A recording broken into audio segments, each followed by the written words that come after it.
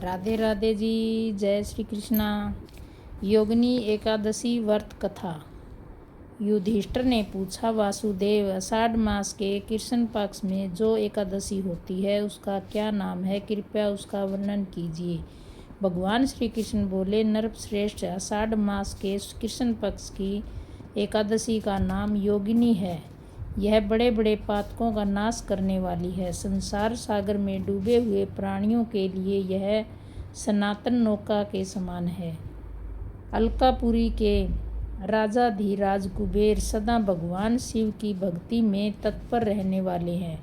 उनका हेमामाली नामक एक अक्षय सेवक था जो पूजा के लिए फूल लाया करता था। हेमामाली की पत्नी का नाम विशालाक्षी था। यह यक्ष कामपाश में आबद्ध होकर सदा अपनी पत्नी के आसक्त रहता था। एक दिन हेममालिनी मानसरोवर से फूल लाकर अपने घर में ही ठहर गया और पत्नी के प्रेम पास में खोया रह गया। अतः कुबेर के भवन में न जा सका। इधर कुबेर मंदिर में बैठकर शिव की पूजन कर रहे थे। उन्होंने दोपहर तक फूल आने की प्रतीक्षा की। जब पूजा का समय व्यतीत हो गया तो यक्ष राज ने कुपित होकर सेवकों से कहा, यक्षों, दुरात्मा हेममाली क्यों नहीं आ रहा है? यक्षों ने कहा, राजन, वह तो पत्नी की कामना में आसक्त हो घर में ही रमण कर रहा है। यह सुनकर कुबेर क्रोध से भर गए और तुरंत ही हेममाली को बुलवाया। वह आकर कुबेर के सामने खड़ा हो गया। उसे देखकर कुबेर बोले, ओ पापी, रे दुष्ट, ओ दुराचारी, तूने भगवान की अवहेलना की है। अतः क्रोध से युक्त और अपनी उस प्रियतमा से वियुक्त हो इस स्थान से भ्रष्ट होकर अन्यत्र चला जा। कुबेर के ऐसा कहने पर वह उस स्थान से नीचे गिर गया। क्रोध से सारा शरीर पीड़ित था, परंतु शिव पूजा के प्रभाव से उसकी स्मरण शक्ति लुप्त नहीं हुई। तदंतर वह पर्वतों में श्रेष्ठ मेरुगिरी के शिखर पर गया। वहाँ पर उसे मुनिवर मार्कंडेय जी के दर्शन हुए। पापकर्मा यक्ष ने मुनि के चरणों में प्रणाम किया।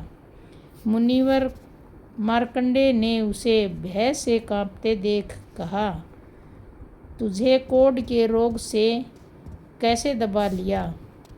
यक्ष बोला, मुने, मैं कुबेर का अनुचर हेममाली हूँ।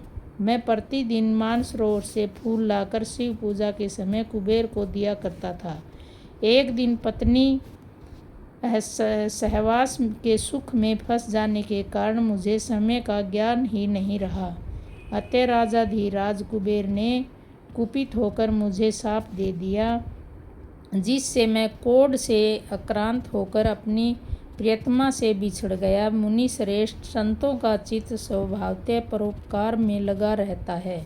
यह जानकर मुझ अपराधी को कर्तव्य का उपदेश दीजिए। मार्कंडेय जी ने कहा, तुमने यहाँ सच्ची बात कही है, इसलिए मैं तुम्हें कल्याणप्रद व्रत का उपदेश करता हूँ। तुम आषाढ़ मास के कृष्ण पक्ष की योगिनी एकादशी का व्रत करो।